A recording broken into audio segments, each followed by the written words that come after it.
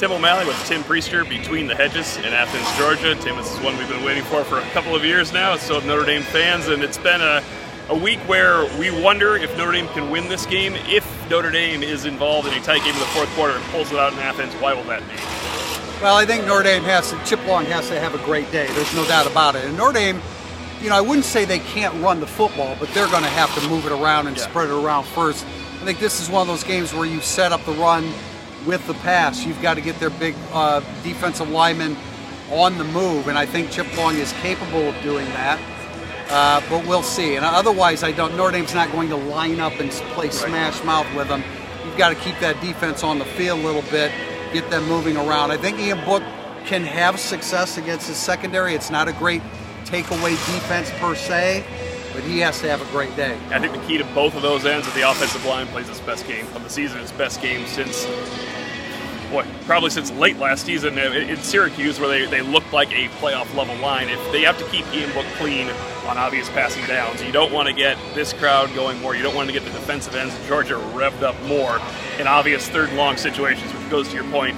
You're not going to line up and give Tony Jones the ball 18 times, Kyron Williams the ball 15 times. It's going to be jet sweeps, it's going to be a screen game, short passing game, and then I think you could probably find some room running if you can develop those other things. I agree. I think the greater problem is on the defensive side of the football. If Georgia decides to line up and take it right at Notre Dame. Notre Dame played Georgia. Georgia won a national title 39 years ago, and in that game, they completed one pass.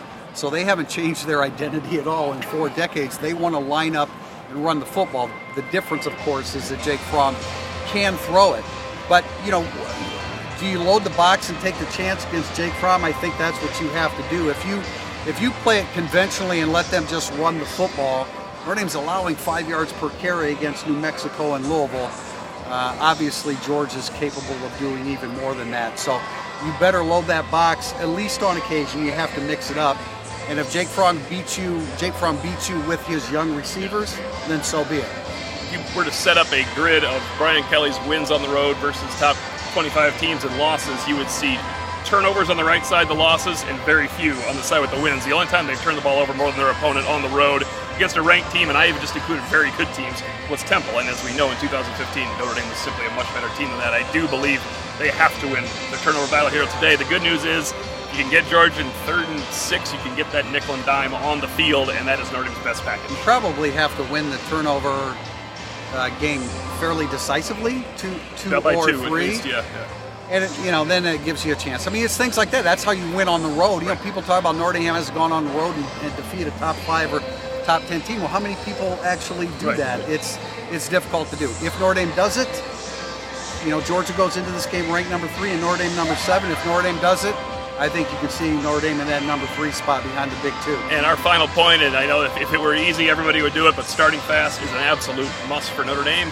The only other option is if this turns into one of those defensive struggles, which we do not expect. There's too much offense I don't think it's a 20-19 game like we played up in South Bend.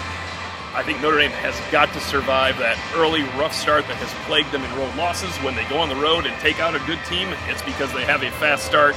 It's not all about shutting up the crowd. It's about gaining confidence and beginning to dictate to the other defense. I think Notre Dame, everybody brings up Miami 2 years ago. That should be completely behind Notre Dame.